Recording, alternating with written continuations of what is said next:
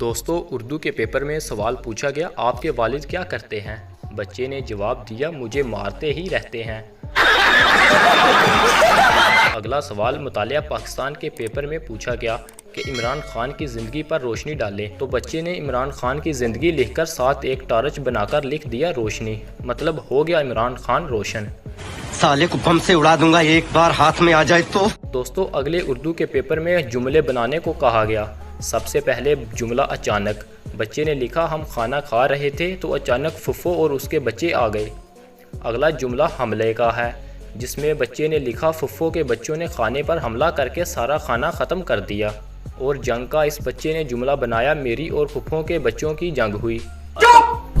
دوستو اگلا سوال بھی اردو کا ہی ہے، جس میں سوال پوچھا گیا اولاد کے 3 حقوق بیان کریں۔ بچے نے جواب دیا صبح 10 بجے اٹھایا جائے، کھانے میں روزانہ برگر اور شاورما دیا جائے، اور آئی فون 12 لے کر دیا جائے۔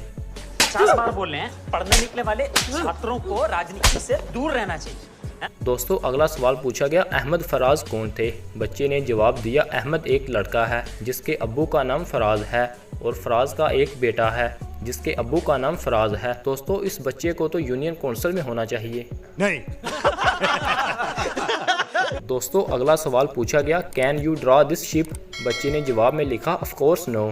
اگلا سوال ہے اپنا ٹیلنٹ بیان کریں، تو بچے نے لکھ دیا سلیپنگ۔ بڑا کوئی سست بچہ ہے یہ تو بھائی۔